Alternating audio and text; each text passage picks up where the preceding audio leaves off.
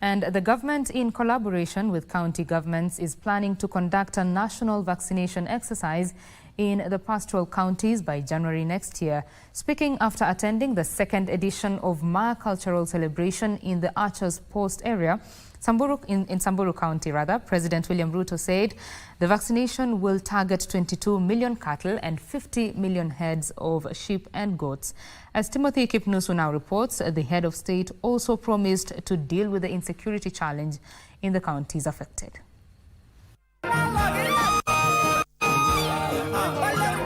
The second edition of Ma Cultural Celebration in Samburu County. Traditional songs and cultural dances characterize the mood here.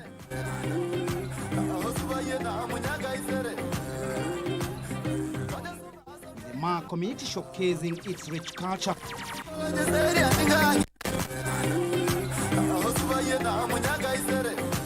It was here that President William Ruto announced the government's plan to conduct a national vaccination exercise by January next year in pastoral counties.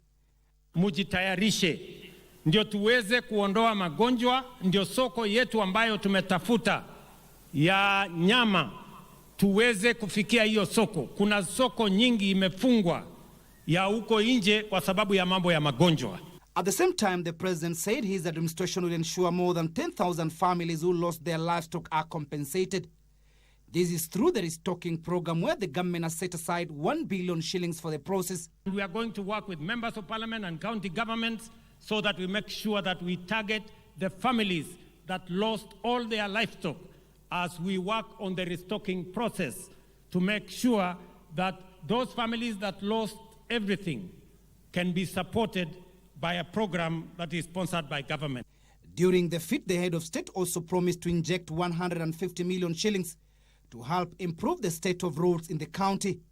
Matters of conservation also came to the fore, with President Ruto urging leaders and residents to support his tree planting campaign of ensuring 15 billion trees are planted by the year 2032.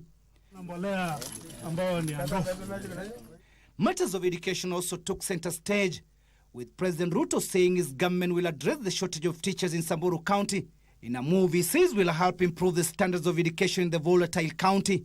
Tumeajiri walimu 468 kwa mwaka moja hapa Samburu County.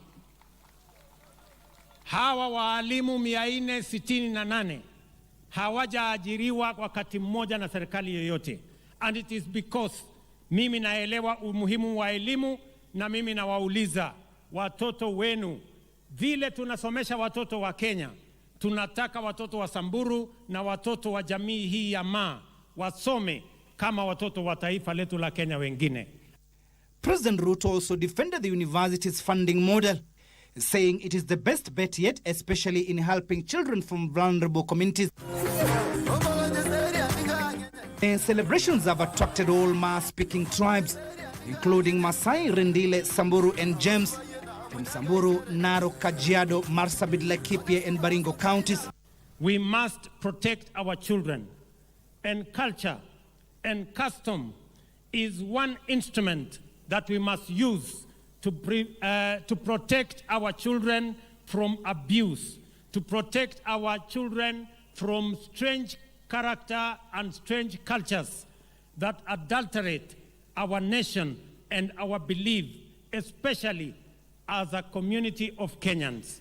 We have shared with you the central role Ushanga initiative play in our women and culture and the economic advancement. Na pia kushukuru jamii za Ma kwa vile wamechangia sana kukuza utalii hapa nchini.